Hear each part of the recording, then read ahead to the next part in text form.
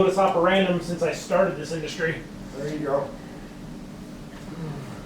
Oh, thank Which, you know, all this stuff actually works great in Take my this house. off. So, Let's see here. That's always the case, huh?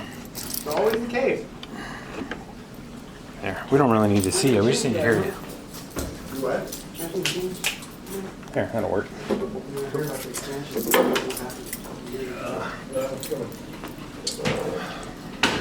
Hopefully I don't have to call IT. No, I don't think that's going to be possible, or I don't think that's going to be necessary, I should say. Yeah. So you've got it connected, everything's powered on. So the first thing you're going to want to do is just to make sure that you can connect to this router here. So let's go to Google Chrome, and then we're going to see if we can get into the IP address of this router. You own some daycare center. 168. You're on that property. So it is at 168 Right now, for they sure. are, they're all Okay. the way to the corner. Okay, so that's going to get you to the log. That's going to get you to the login page for the router itself. There's Jim shows stuff. Okay, I didn't have that part. Let's see. 192.168. You got a label maker? We can stick it right on the. Yeah, actually. They bought them both. Oh, wow. Okay. I was wondering why they're all closed. Turn around. Yep, grab the label and we'll stick it on there right now. That way, you know exactly what You you guys got got to hard hats now, huh? Right away. For graduation. Oh, is that what that's for? Graduation. Pretty cool. You move into the big time, see? Got hard hats for graduation. Yeah. It was unlocked. Oh, the label maker, I'm sorry. No, I don't unlock that one. You got a key? Hey, are those pills still on the time request form off? You did crack a beer after you got off the phone, didn't you? Oh, jeez. That's awesome, dude. You sound like you're having a great time. No. Yeah, that's fine. Just send me, for any of the PTO that you want to take off for this week, just send me over a request and I'll put it to a paper time card and set it in so that I can't remember which chapter. Okay. it was in. Okay, sweet. You're all set, bud. Okay, have one for me. 7 o'clock. So it's going to be an early one for you. So you know, you might want to keep it to a 12-pack, huh? All right, bud. I'll touch base with you tomorrow. Later.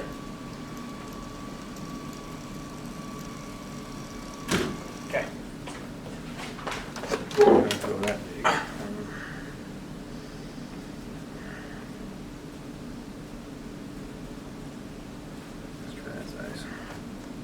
That's pretty good. You'll be able to read that one from space.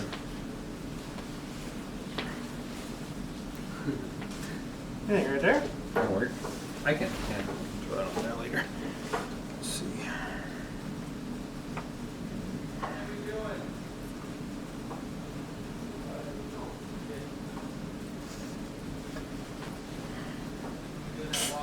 They're supposed to make it easy. Split right down the middle. Yeah, I'll do it. I play this thing all the time. I have no nails. I chew them all off. I guess I am a little bit. All right. Now there will never be a question as to what this is actually, what address this is. So when you punch in that IP address, it automatically takes you to that. Yep. So all you gotta do is pull up, you know, like your Google Chrome, Okay. punch in the address for the router.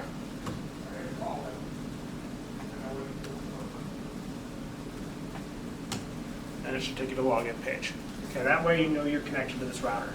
So the login for the router is defaulted at admin,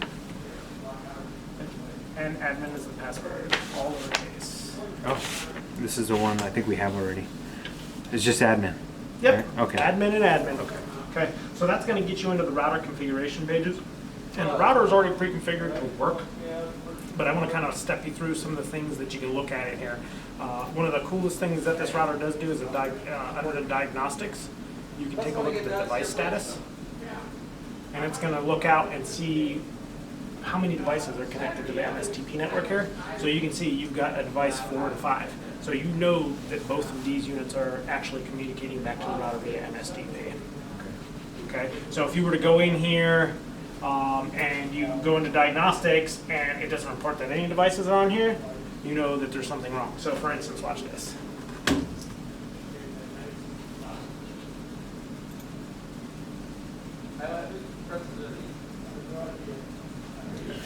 So now it's not registering that any devices are actually connected to this thing.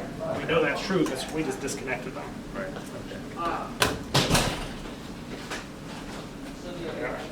Okay. This will also show you your token usage. So if you really want to get into how this thing communicates, right now we've got max master set. So if we did not have the max master set in one of these devices, it would pull. You would see the tokens pulling for all the devices up to 127. So the reason you set the max master is to keep the communication fast, right? So it's not looking for devices that aren't there. It knows that once it gets to device 5, that's the end device. Let's start over again. Okay, and there's a bunch of other stuff in here. So again, all your router information has already been pre-configured to talk to with all the stuff on the board. If you ever do need to change it for any reason, or if you just kind of get antsy one day and you kind of want to get in here and see what those settings are, you can get in here and take a look at it. What is that switch for? I was wondering that switch there. That black one? This guy right here. Yeah. This is your end of line. So what that does is on a backnet network, you'll typically have a resistor on the last controller on each side of the network. This is what sets that resistance. So you can set, right now I've got the end of line set to on, and then on one of these, if you look, these also have an EOL switch on them. So the last one on the network, which is going to be this guy, and the reason I know that is if you look at the wiring, this has got 2 wires connected into both your A- and B+. This one only has 1, so this is actually the last one on the network. The other one's the here. jumper that goes in. Yeah, the one's the jumper that goes to the next unit, daisy chain communication. Okay, so if you take a look at your end of line on this one, see this one's set to on. So that is your end of line termination for both sides of your network here. And what if they have that off? Okay, so on a network that's this small, with all the same manufacturer stuff, absolutely nothing. You're never going to notice it. Okay. The only thing that you would notice is, okay, so a couple things. If you have a really large network and you don't have end of line set, you're much more susceptible to pick up transient voltage and have communication issues. Also, I've seen other instances where these particular controllers, the end of line is real close to the actual network port on here. So these guys wire them up, they take this terminal out, and they wire in the wires, and when they put them back in, they accidentally flip the switch to on. Now when you set resistance to on all of these, you're adding resistance at every single one of the controllers. So by the time you have 6 or 7 controllers with the resistors set to on, all of a sudden now nothing is going to communicate because there's too much resistance on the wire. Okay. Yeah, I was just curious, like what is that for? Where should it be set, just in case? Because sometimes people will play with just hit switches. So Yeah. So again, like I said, only on the beginning and the end of your network do you want to have the end of line resistor. Okay. Anything else in here? Like I said, that kind of does it for the router. We know we're connected. The diagnostics, those can be very useful. The rest of the settings are set so that it'll communicate with the devices on this board.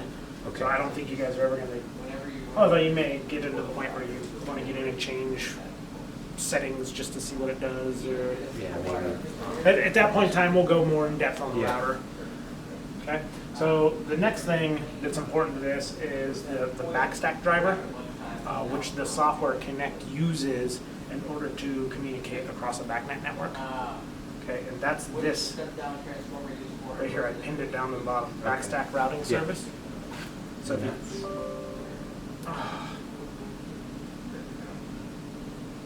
yes. this might be that actually might be an issue. So because this backstack driver needs to have permission to be able to access and change stuff on the laptop in order to start the backstack service. So what'll happen is when you run the software, if the backstack service can't start, there's the driver, that's basically the Windows driver that tells it how to communicate to these things. So you'll never be able to talk to them. So I need to get with IT and ask them. Yeah, I'm gonna run the connect real quick. So that might be what's causing. That might be what your issue was.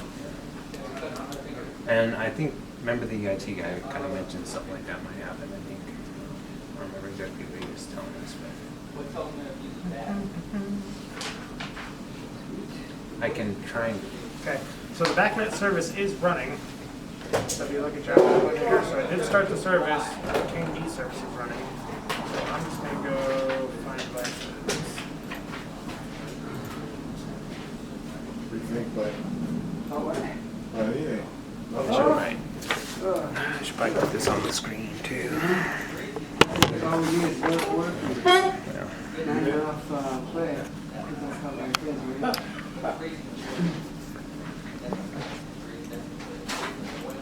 Is it better to put my paperwork here or? Oh, it's better to go over there. Just take it and hand it to them. Yeah, it's good.